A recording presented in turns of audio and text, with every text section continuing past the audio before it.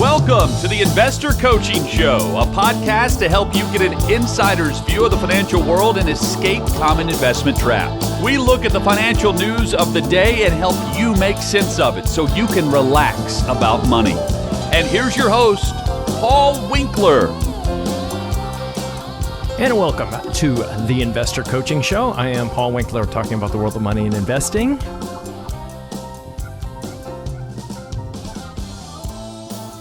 It has been quite an interesting week, has it not been, in the world of investing? In retirement planning, a lot of people, I was saying something to somebody this week and he said, yeah, that's all they're talking about is Russia. It's like going back to the Brady Bunch and hearing Marsha. No, it's Russia. That's all they're talking about this week. And that's kind of like what's on everybody's mind. So, of course, better talk a little bit about that, what's happening. Got a couple things that are fairly interesting off the beaten path on that particular topic. So I will get into that to some extent.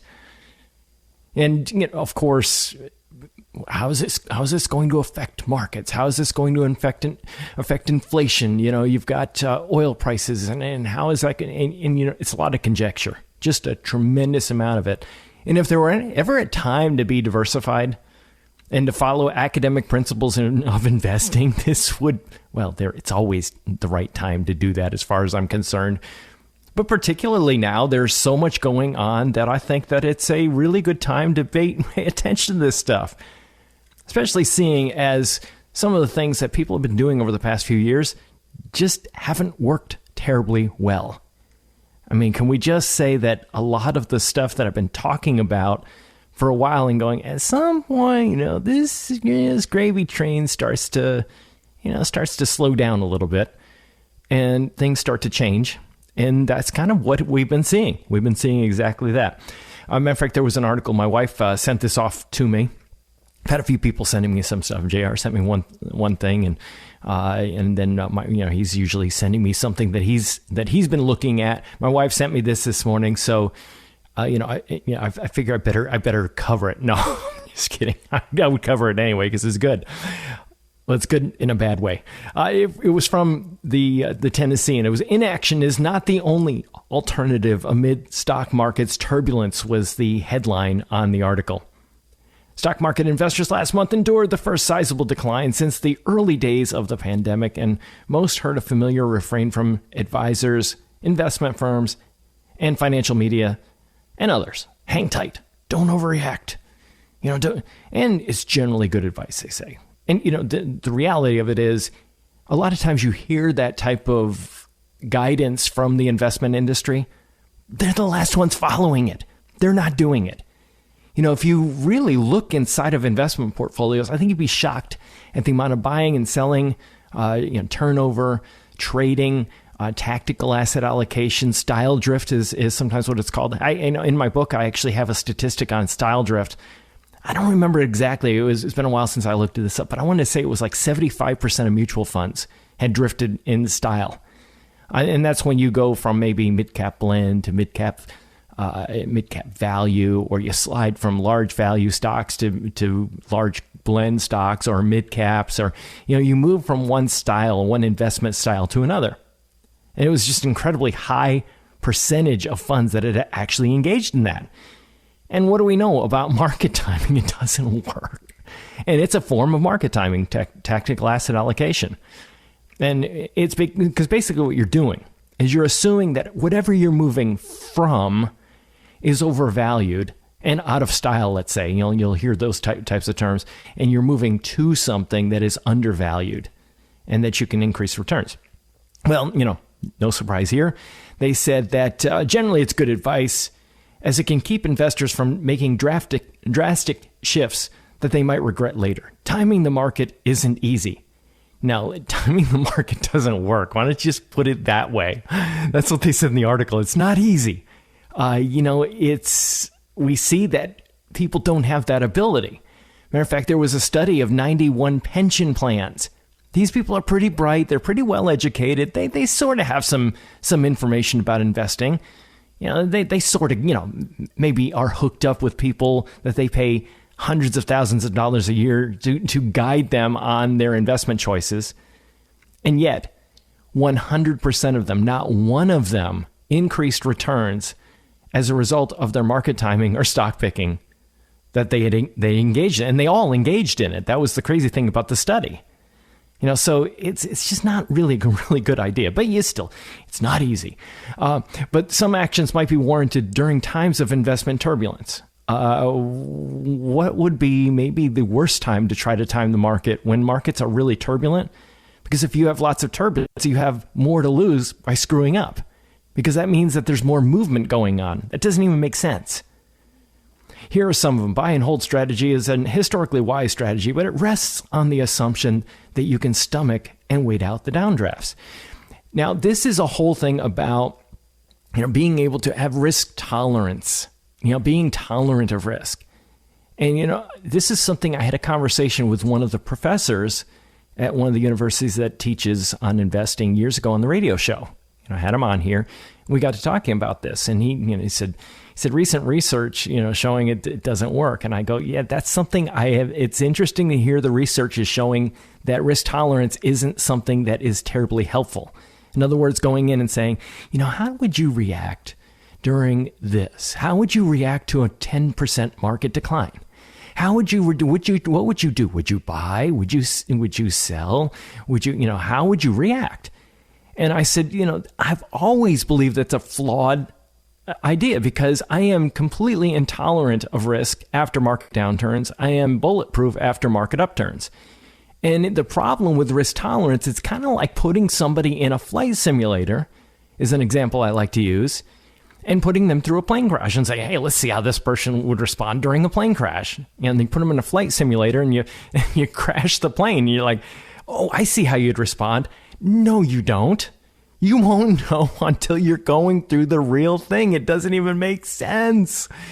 And so what happens is people's risk tolerance, it's not a terribly helpful thing. What I believe in is this. I believe that to educate an investor to the point where they can take the type of risk that they ought to be taking, so to speak. So for example, I might have somebody that walks in my office and says, hey, Paul, I'm getting ready to retire. I have no risk tolerance whatsoever. I can't stand to see markets decline at all. I can't stand to see my portfolio go down in value at all at any point in time. And I'll go, okay, here's a person that for every $1 million they've got, they can maybe take about a $5,000 income. That's about it. Because if you look at treasury bills, you see that the rate of return after inflation is about 0.5%, 0.4, 0.5%. That's it, 0.4, 0.5% going back through history. So your ability to be able to weather retirement and be able to keep up with inflation is pretty much non-existent. I mean, we've seen by the most recent numbers that people are losing 6 to 7% based on the most recent inflation numbers. And that's because they're getting paid 0.5% and the inflation numbers were, 6 to 7%. So basically they're losing that much money. And, if you look at rule of 72 divided by your interest rate tells you how many years it takes for your money to double. But it also can tell you, if you're talking about inflation, how long it takes for your money to cut in half in purchasing power. So if I got 72 divided by 6, then, I got 12, right? So it takes 12 years for my money to cut in half at that rate. Well, most people might be in retirement for 20, 30 years. So it doesn't take a mathematician to figure out that we got a problem here. Now, in essence, what I look at is, okay, here's a person that is scared because they don't understand the market. They don't understand what they're doing, why they're doing it, how markets work, the different types of risk, and how you balance them. And because they don't understand that, they don't want to take any risk. Completely understandable. Why would you want to jump in and you have no clue what to expect? So how do you get them around that? You educate them. This is how markets work. This is, market declines, what the range has been. Here's how long when the market goes down, how long it historically takes for it to come back, and go back all through all market history. And then I'm really big on this. why? Why has it always come back? What are the mechanisms, and you hear me talk about them on the show, what are the mechanisms that make it come back, and why is that the case? And once a person understands that, you can get them to take the risk that is appropriate for their particular situation. So that's why that's so important. Now it says if you're having trouble handling the stress, it might be wiser to alter your investment mix. Okay, great. So what are they telling you to do? Let's market time. It works so well historically. Let's just do that. Because that's the definition of market timing. Any attempt to alter or change a portfolio based on a prediction or forecast about the future. Because why would I alter it if I wasn't making a forecast that the recent volatility, downside volatility, was going to continue? Now, if I knew that it was going to go up, why would I alter it? I mean, that would be crazy to go and do that. So that's basically what they're telling you to do here. Rebalancing is a strategy of setting target. Now, this is a decent strategy, rebalancing, but it's often used in lieu of the tactical asset allocation. So they're saying, target rebalancing portfolio. In other words, you have 10% of your money in one asset category and 10 in another. In one area, the market's gone down, so now it's only taking up 8% of your portfolio. And the other thing's gone up, so it's taking up 12. Well, sell the thing that's at 12, a little bit of it, and bring the other one up to 8. So bring it down to 10 and bring the other one that's at 8 up to 10. That's rebalancing. So they're saying, so you're adjusting back to the framework when the holdings fall or rise sharply, right? Now it says your capacity to tolerate losses, paper losses, might be greater than you realize, especially if you have near-term spending needs covered, debts under control, and steady job prospects. Very, very true. That would be, I would agree with that. You might even start regarding Social Security benefits and employer-provided pensions as part of your portfolio. I actually agree with that too. It is part of your fixed income portfolio. If you look at the academic research and drawing an income in retirement, typically you do take into account pensions and Social Security as if they were a part of your fixed income portfolio. So when you set up your allocation, that's something that's in the back of my mind. If somebody says, hey, I got Social Security, how much do you have? How much income are you going to be taking? From that, and what are your benefits? I got a pension. Okay, how much is that? Does it have a COLA? Does it have a cost of living allowance? If it doesn't, then I may need to have a little bit more equity or stock in my portfolio to help offset the inflation risk that I'm taking in the pension. You see? So, those things are something you got to think about. It says, sharp market declines often mark turning points when certain types of investments rotate out of favor and others take their place. There's a problem with that. It may rotate for a week and then all of a sudden things change. It goes back to, you have one area of the market that does better than another that you're holding. Let's say large U.S. stocks are rocking and rolling, and then they have a bad week. And then, maybe a bad month. And all of a sudden, small companies do better. And then you go, oh, you know what? Now's the time of the season, as the zombies would say, is the time of the season for small caps. And then what you do is you go shift over to small caps, and then you realize that, oh, it was short-lived, and then large, whatever you had starts going back up again. And, you're basically making the assumption that markets move in patterns again. You're assuming that large is petered out and it's just going to continue to go down, and the small is its new time and it's going to continue to go up. Well, if you actually look at market history, it's random. You may have something that surges for 1 year and then that's it. It doesn't surge for another 15 years. And you've gone and moved all your money to it thinking that it's going to be the time for the next 10 years for it. It doesn't work that way. And it says technological innovations here to stay. Too much of the recent speculative action is centered here, and it might be a good opportunity to shift some of your assets to other areas. For example, value stocks could offer a more stable ride.